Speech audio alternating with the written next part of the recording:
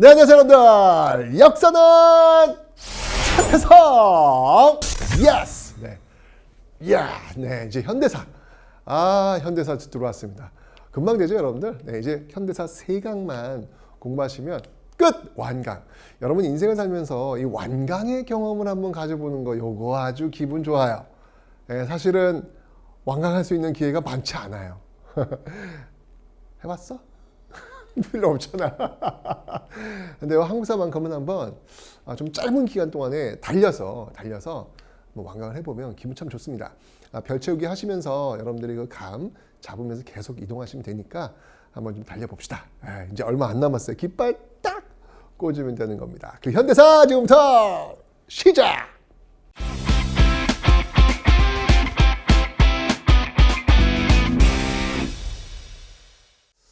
자, 현대사의 출발. 사실 현대사가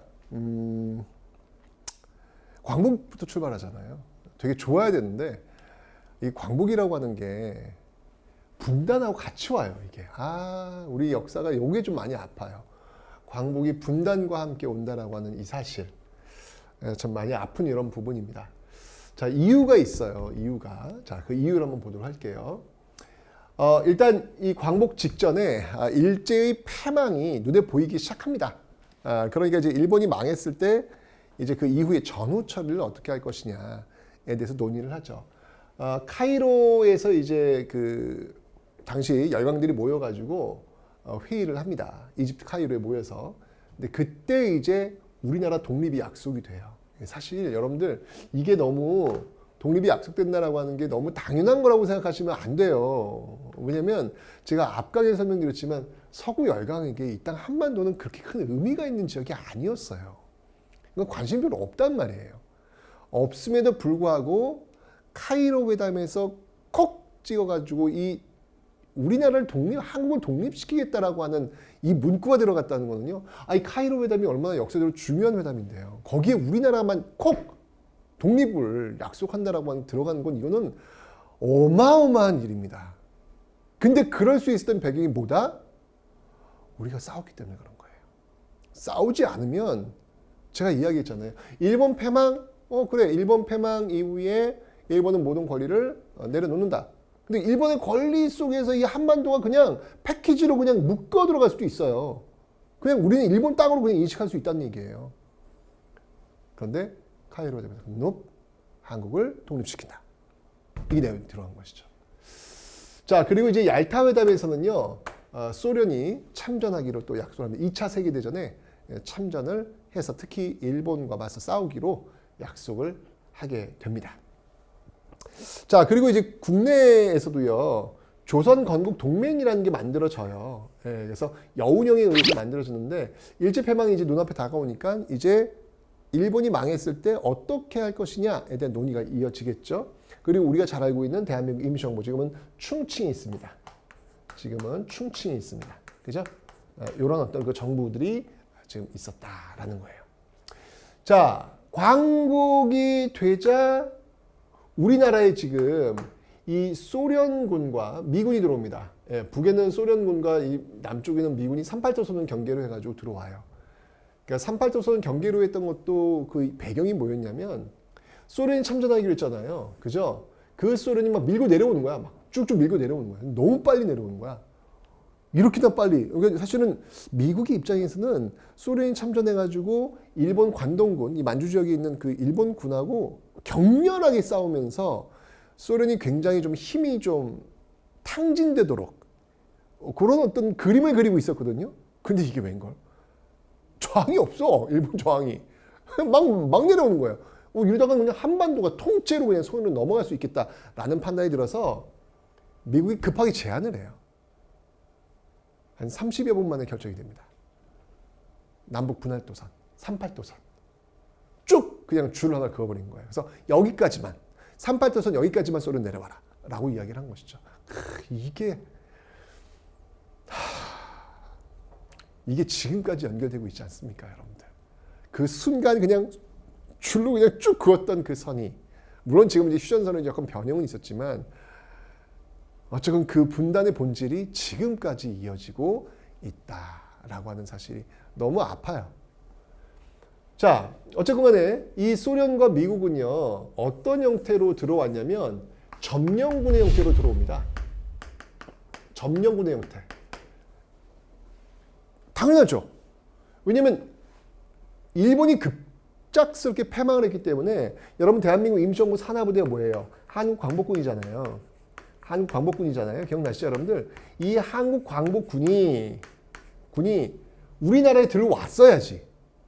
들어오면 미국과 소련 같은 경우에는 우리를 도와주는 해방군의 형태로 들어왔을 거예요. 그런데 일본이 지금 너무 급작하게 패망하는 바람에 한국군이 들어올 시간적 여유가 없었어요. 그냥 미국과 소련이 들어와 버린 거예요. 미국과 소련은 지금 일본을 점령하기 위해서 들어온 거예요. 그러니까 우리를 도와주기 위해서 들어온 게 아니라 그런 형태가 아니라 우리는 아무것도 지금 역할을 못한 거지. 일본을 점령하기 위해서 들어온 거예요. 왜냐면 이 땅은 이제 한반도는 일본 땅이니까 일단 그죠? 점령군의 형태로 들어오는 거예요. 점령군의 형태로. 여기서부터 이제 비극이 시작되는 거예요. 이래저래. 자, 이렇게 되면서 이 미국과 소련이 들어오니까 국내에서도 지금 급한 거라. 이거 들어오기 전에 뭔가 우리의 어떤 나라권을 만들어야 될 텐데 어떻게 될까라고 해가지고 광복되자마자 만들어진 게 이 건준이라는 조직이 있습니다. 건국준비위원회. 그러니까 조선 건국동맹의 그 뒤를 이어가지고 만들어진 거예요. 여운형에 의해서 이렇게 만들어진 건데 조선 건국준비위원회. 그러니까 조선 건국준비위원회에서 가장 중요한 일은 뭐냐면 치안이에요. 아예 안 그렇겠어요, 여러분들. 지금 1945년 8월 15일 날 일제가 갑자기 패망한 거예요. 그러면 여기서는 더 이상 일제가 치안을 유지할 수가 없어요. 일본 사람들 지금 도망가기 바쁜 거 아니에요, 지금. 그죠? 여기다가 맞아 죽을 수 있잖아요. 이 말은 뭐냐면 권력이 공백 상태가 돼버린 거예요. 여러분들 왜 그 미국에서 왜 치안 공백 벌어지면 막 그냥 약탈 벌어지고 방화 벌어지고 뭐 난리도 아니잖아요. 그런 거 많이 봤잖아요, 여러분들. 뭐 LA 이거 폭동 사태 뭐 이런 거 많이 봤잖아요. 그게 걱정되는 거예요. 왜냐면 그걸 지켜줄 수 있는 경찰 이런 게 다 끝나버린 거예요. 갑자기 사라진 거예요. 그래서 건주는 제일 중요한 게 치안이다.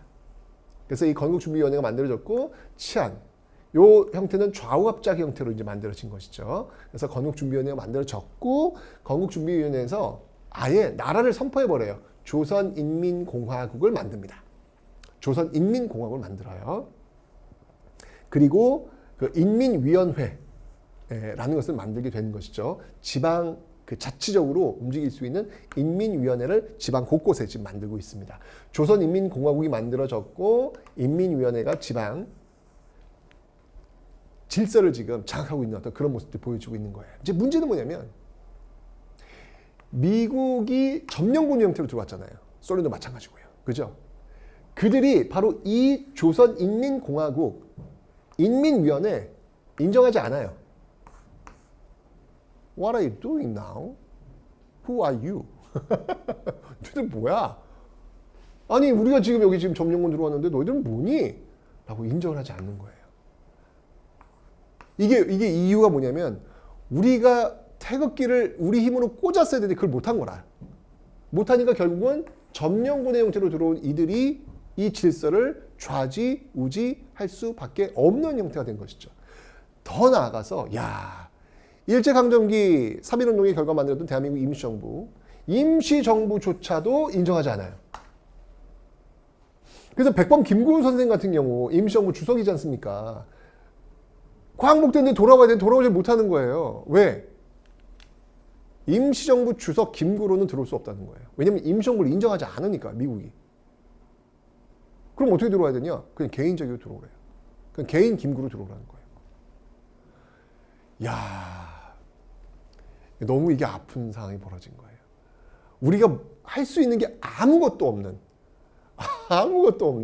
아니 대한민국 임시정부조차도 인정이 안 되는 그런 상태가 되어버린 겁니다. 맞습니다. 이제 우리의 질서는 점령군에 의해서 움직일 수밖에 없는 그런 상황이 된 것이죠. 자, 그러면서 이제 바로 그들이 이제 회의를 합니다. 그게 바로 모스크바 3국 외상회의다라는 겁니다. 자, 이 모스크바 3국 외상회의는요, 미국, 소련, 그리고 영국 3국이 외무부 장관들 모여가지고 회의를 한 거예요. 한반도 문제를 어떻게 해결할 것이냐. 왜냐면 이들이 지금 점령 국가들이니까 이들이 이제 이 좌지우지하는 것이죠. 그래서 이 모스크바 3국 외상회의는 중요해요. 우리들이 어떤 노력을 하는 것들이 먹혀들어가지 않았다는 이야기야. 이거는 바로 이들에 의해서 좌지우지될 수밖에 없는 그 국제 질서가 만들어졌다는 이야기죠. 자, 그래서 모스크바 3국 외상에서 뭐가 결정됐냐면 이게 결정됩니다. 다행히도 임시정부를 수립하겠다. 한반도에 임시정부, 한국인들이 운영하는 임시정부를 수립하겠다라는 결정이 돼요. 다행히도. 그런데 조건이 있어요. 신탁 통치를 하겠다. 미국, 소련, 영국, 중국이 플러스해서 이 4개 나라가 일정 기간 신탁 통치를 하겠다는 거예요. 그러니까 즉각적인 독립은 인정하지 않겠다는 거예요. 점령국으로 들어왔으니까 우리가 점령한 형태에서 일단은 내정 간섭하겠다는 이야기죠. 쉽게 얘기하면. 우리의 질서니까. 왜냐면 이게 어떻게 보면 또 이해가 되는 게 이게 그들의 질서예요. 그들이 지금 점령을 했기 때문에 그들이 이제 결정을 한 것이죠. 그래서 이 문제를 해결하기 위해서 이제 당사자라고 할 수 있는 미국과 소련이 공동위원회를 열자. 이게 바로 모스크바 3국 외상회의의 결정이 됩니다. 굉장히 중요한 거예요. 이따 한반도에서 굉장히 중요한 결정이 내려지게 된 겁니다. 임시정부 수립하겠다. 모스크바 3국 외상회의에서 임시정부 수립하겠다. 그리고 신탁 통치하겠다. 이 문제를 미소 공동위원회에서 구체적으로 하겠다. 요 이제 결정이 된 거예요. 자, 이제 문제는 뭐냐면 맨 처음에 이 사실이 모스크바 3국 외상회의의 그 사실이 어떻게 알려졌냐면 맨 처음에는요. 그냥 신탁 통치만 알려졌어요. 이게 동아일보의 오보입니다. 오보. 동아일보에서 잘못 보도가 돼가지고 신탁 통치만 임시정부 빠지고 이 내용이 있음에도 불구하고 이게 알려지지 않고 신탁 통치만 나온 거예요. 아니, 야, 이거 뭐 이런 나라들이 우리나라 다시 식민지 만들겠다는 얘기나 마찬가지잖아요. 신탁 통치를 하겠다는 얘기는. 그죠? 당연히 반발하죠. 여기는 뭐 사회주의 세력도 반발하고 민족주의 진영도 반발하고 당연히 반발할 수밖에 없는 거예요. 왜냐면 서구 열강들이 우리나라를 신탁 통치하겠다는 얘기 누가 좋아하겠습니까? 그런데 사회주의 진영 쪽에서 이게 아무래도 이상한 거라. 아니 이렇게 결정이 됐다고? 그래서 알아보니 임시정부 수립이라고 하는 조항이 있던 거예요. 아 그래? 그럼 이 사회주의 진영은 뭘 생각했냐면 똑똑한 임시정부가 빨리 만들어지면 신탁 통치 기간을 줄일 수 있겠다. 라고 판단한 거예요. 중요한 건 뭐냐면 임시정부 수립이 우선이다라고 여기가 방점을 찍은 거라. 아 그래? 그러면 모스크바 3국 외상회의에서 결정된 내용을 수용하자. 지지하자. 왜? 임시정부 세우면 되는 거니까. 그리고 이거 줄이면 되는 거니까. 이렇게 판단한 거예요. 그러니까 좌익 진영은 그래서 입장을 바꿔요. 맨 처음에는 이제 이 내용이 없다 보니까 좌익 진영도 반대를 했었죠. 그런데 이 임시정부라고 하는 내용을 알게 되면서 그럼 이 내용을 가지고 우리가 좀 창조적으로 만들어 보자. 어차피 지금 이 한반도는 점령되어 있는 형태니까 그 점령군들에 의한 질서가 만들어질 수밖에 없으니까 그 상황 속에서 최선의 방법은 일단 우리가 임시정부를 먼저 세우는 거다. 여기에 방점을 찍은 거예요. 그런데 우익 진영, 그러니까 좌익 진영이 사회주의 진영이고요. 우익 진영은 민족주의 진영 또는 자본주의 진영이라고 보시면 돼요. 이쪽 진영은 뭐냐면 이 우익 진영의 대표적인 인물이 김구, 이승만 이런 인물이 들어가 있는 거예요. 말도 안 된다. 임시정부가 필요 없다. 어쨌건 신탁 통치라고 하는 조항 자체가 문제다. 이거는 좀 식민지 제2연속 아니냐. 이게 있으면 이건 무조건 받아들일 수 없다. 라고 이제 이쪽은 얘기를 하는 거예요. 야, 이렇게 되면서 그러니까 좌익 세력들은 임시정부의 방점을 찍었고 우익 세력들은 신탁 통치의 방점을 찍은 거예요. 이러면서 좌와 우가 격렬히 대립을 합니다. 이 모스크바 3국 외상회의라고 하는 국제적 질서를 놓고 민족 내부가 갈려버린 거예요. 사회주의 진영과 민족주의 진영이. 자, 이러면 뭐 좌익 진영이 박헌영 대표적이고 우익 진영이 이승만, 김구 이런 인물이 있는데 이러면서 여러분들 어떤 일이 벌어지냐면 1946년 3월 1일 3.1절 기념 행사예요. 첫 번째로 광복되고 나서 첫 번째로 열리는 3.1절 기념 행사. 이게 얼마나 중요합니까?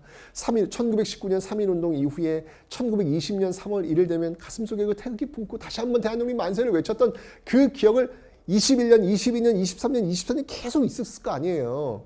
그런데 이제 드디어 광복되고 나서 처음으로 46년도에 3월 1일 날 대한독립 만세를 이제 마음껏 외칠 수 있는 그날이 온 거야. 얼마나 기분 좋아요.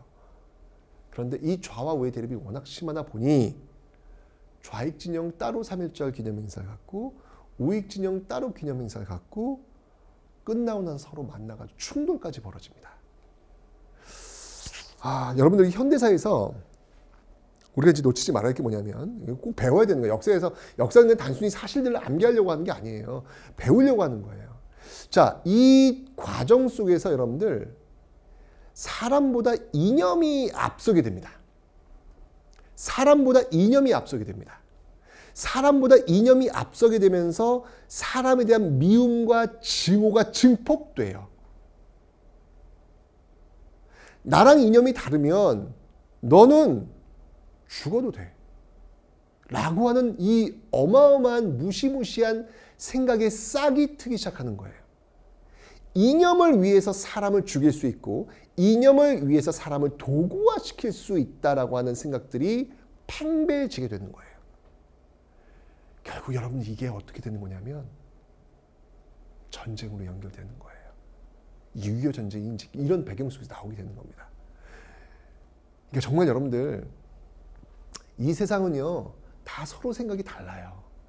똑같은 사람 단 한 명도 없어요. 그 생각이 다른 사람들과 함께 우리가 살 수 있는 방법이 무엇인가에 대해서 우리는 고민해야 되고 그것이 바로 이 민주주의를 성숙시키는 거예요. 여러분들 나랑 생각이 다르다고 해서 그 사람을 미워하거나 증오하면 안 돼요. 정말 여기서 우리가 배워야 될 건 뭐냐면 나랑 생각이 다르다고 해서 그 사람을 미워하거나 증오하면 안 된다는 거예요.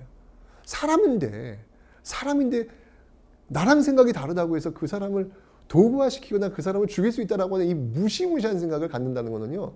이건 정말 비이성적이고 정말 위험한 생각인 것이죠. 근데 우리는 그 경험을 했어요. 이제 6.25 전쟁으로 간다고요, 우리가요. 이 좌우의 대립이 거기까지 이제 끌고 가는 거예요. 자, 어쨌건 간에 이렇게 좌우의 대립이 극심해지는데 여기에 이제 문제가 또 하나 추가됩니다. 뭐냐면 이 광복되고 나서 여러분들 제일 먼저 처단해야 될 사람들이 누구예요? 일제 35년 동안 지식인들, 기업인들, 일제 충성하면서 잘 먹고 잘 살았던 소위 민족 반역자들 있잖아요. 그들은 어떻게 해야 돼요? 그들은 역사의 처벌을 받아야 됩니다. 그건 바로 정의를 세우는 방법이에요. 왜냐하면 일제강점기에 우리 민족 팔아먹으면서 잘 먹고 잘 살았던 사람들에 대해서 처벌이 이루어지지 않으면 역사는 또 반복돼요. 역사가 두렵지가 않은 거예요. 일제강점기에 잘 먹고 살았는데 광복되고 나서 처벌받지 않았네? 그럼 혹시 또 우리가 이런 상황이 왔을 때 역사를 보면서 배운 거예요. 뭐야 그때도 살아남았는데 뭐 잘 먹고 잘 살아야지 나라 팔아먹으면서 라는 생각을 가질 수 있는 거죠. 역사가 두렵지가 않은 거예요. 그런데 일제강점기에 그 잘 먹고 잘 살았던 사람들이 반드시 처단되는 모습이 역사에 기록이 되면 이거 굉장히 무서운 겁니다. 우리가 그런 상황이 왔을 때 함부로 역사에 그게 있기 때문에 함부로 행동을 못해요. 왜냐하면 나도 저렇게 될 거라는 걸 알고 있기 때문에. 역사는 그게 무서운 거예요. 그게 정의를 세우는 거거든요. 그런데 광복되고 나서 이 미군정이 이제 점령군 형태로 들어온다고 그랬잖아요. 이 땅에 대한 역사를 잘 몰라요. 미국의 입장은 뭐냐면 미국의 입장은 이 한반도를 빨리 안정화시키는 거 이게 장땡이에요. 그것만 하면 돼. 이게 누가 통치를 하건 뭘 하건 상관없음. 미국은 여기서 안정화만 되면 되는 거야. 왜 이렇게 얘네들 시끄러워? 안정화.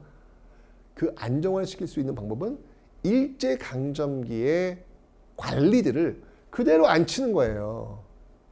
일제 충성했으니까 미국한테 충성할 거 아니에요. 그래서 안정화시키면 되는 거예요. 그래서 바로 그 민족 반역자들에 대한 처단이 늦춰집니다.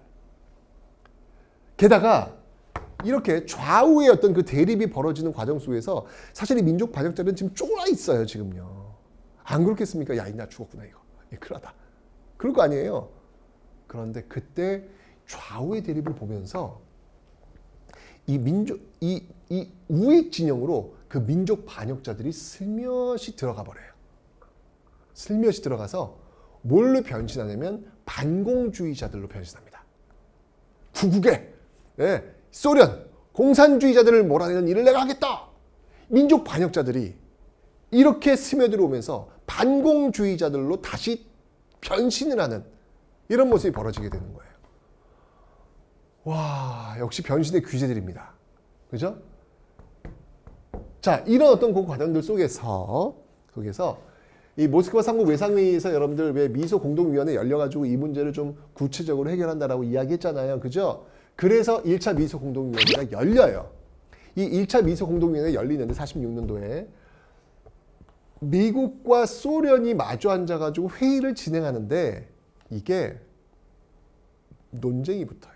뭐가 붙냐면 1차 미소 공동위원회에 참여해야 될 한국인들의 자격이 누구냐? 왜냐면 이제 임시정부 수립을 해줘야 되니까 여기 이제 한국인들이 들어와야 될 거 아니에요. 이게 누구냐 이들이. 미국의 입장은 뭐냐면 원하는 사람은 누구나 들어올 수 있도록 하자. 아니 그들이 원한다는데 왜 못 들어오느냐. 자격을 주지 말고 원하는 사람 다 들어오도록 하자. 소련의 입장은 뭐냐면 미소공동위원회가 왜 열리는 거죠? 모스크바 3국 외상회의의 결정에 의해서 열리는 거잖아요. 그러니까 미소공동위원회에 들어올 수 있는 한국인들은 모스크바 3국 외상회의를 지지하는 사람들이 들어와야 된다는 거예요.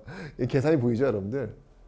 그러니까 미국은 누구나 다 들어와라 라고 하면서 이 우익 진영을 다 들어오게 하려고 하는 것이고 소련은 모스크바 3국 외상회의 지지하는 사람만 들어오게 하라. 이거 뭐 좌익만 들어오는 얘기잖아요. 자기들 유리한 세력만 들어오도록 이 장치를 지금 만들어 놓고 있는 거예요. 이렇게 되면서 결국 합의를 못 봐요. 그래서 휴회가 됩니다. 나중에 다시 얘기합시다. 휴회가 되는 거예요. 자, 근데 이때 이 모습을 바라보면서 이승만이라고 하는 정치인이 판단을 내립니다. 아, 미국과 소련은 합의를 못 보겠다. 전 세계적으로 이 2차 세계대전이 끝나고 나서 세계 양강이 지금 미국과 소련인데 이 미국과 소련이 지금 분위기가 심상치 않은 거예요. 2차 세계대전 때는 같은 편이었지만 끝나고 나서는 이 둘이 지금 굉장히 대립하고 있는 모습이 점점 나타나고 있는 거예요. 실제로 그렇게 돼요. 냉전이라는 게 만들어집니다. 사회주의 진영, 자본주의 진영, 소련 진영, 미국 진영. 이렇게 이제 냉전의 어떤 모습들이 이제 만들어질 거거든요. 그 조짐을 본 거예요. 자, 그러면서 이제 이승만은 뭐라고 얘기하냐면, 정읍에서 놀라운 발언을 해요. 이 미소 공동위원회가 딱 결렬되는, 이 휴회되는 모습을 보고, 아, 이거 미국과 소련은 합의 못 본다, 얘들아. 그렇다면, 지금 38도선 경계로 북쪽에는 소련이 들어와 있고 남쪽에 미국이 들어와 있으니, 합의를 어차피 못 본다. 그렇다면, 남한만이라도 빨리 정부를 세워가지고 38도선 위에 있는 소련을 격퇴시키자 라고 주장하는 정읍 발언을 내는 거예요. 근데 이게 왜 중요한 거냐면 그럼 뭐야 남한만이라도 정부를 만들자는 얘기는 뭐냐면 남과 북의 분단을 규정사실화하는 거잖아요. 지금 이게 좌우의 대립이 있긴 있었지만 남과 북이 분단된다는 생각은 안 했어요. 그런데 이승만은 그 화두를 던진 거예요. 남과 북이 분단될 수도 있다. 일단 남한만을 정부 빨리 만들어야 된다. 그래서 나중에 이 소련 격퇴해야 된다라고 얘기를 하는 거잖아요. 이러니까 충격이 온 거예요. 뭐? 남북 분단? 정부가 다른 정부가 들어온다고? 뭐지? 라고 하면서 여기 위기의식을 느낀 사람들이 좌우 합작 운동을 전개합니다. 물론 여기서 이야기하는 이 좌우에서 좌에 해당하는 인물은 여운형, 우에 해당하는 인물은 김규식이에요. 근데 이들의 성향이 극우, 극좌가 아니에요. 중도 세력들이에요. 중도 좌파, 중도 우파? 이것도 굉장히 주관적인 어떤 분류긴 하지만 어쨌건 그 중간적인 어떤 그 세력들이거든요. 이들이 좌우 합작 운동을 전개하는 거예요. 왜냐하면 분단을 막아야 되겠다라고 판단했기 때문에 초기엔 미군 정도 이거 오케이 합니다. 왜냐면 미군 정은 무조건 안정화가 중요한 거기 때문에 이게 싸우고 막 좌우 싸우고 원치 않아요. 이들은 그냥 안정화가 제일 중요한 거거든. 그래서 이 사람들이라면은 가능하겠다. 좌우가 일단 지금 하나가 한다고 하니까 초기 미군 정도 이거 지원을 해요. 그러면서 좌우합작 7원칙이라는 게 나옵니다. 미소 공동위원회는 계속 연다. 친일파를 처단한다. 임시정부 만든다. 뭐 이런 내용들의 7원칙이 이때 나오게 되는 겁니다. 그런데 아까 지금 휴회됐다 그랬잖아요. 2차 미소공동위원회가 좌합작이 진행되는 과정 속에서 2차 미소공동위원회가 열려요. 근데 결국 미국과 소련이 다시 참가적인 문제로 논쟁을 벌이다가 아예 결렬이 됩니다. 이제는 다음 얘기, 다음도 없어. 넥스트가 없어. 왜냐면 이 과정 속에서 트루먼 독트린이라는 게 나와요. 영국 처칠의 뭐 철의 장막, 또 트루먼 미국 대통령의 독트린 선언이거든요. 트루먼 선언. 냉전, 소련, 우리 딱 선 긋고 우리 편 위해서 우리가 뭐 지원하겠다. 뭐 이런 얘기를 한 거예요. 이런 과정 속에서 지금 2차 미소공동위원회가 되겠냐고 이게. 결국은 결렬이 됩니다.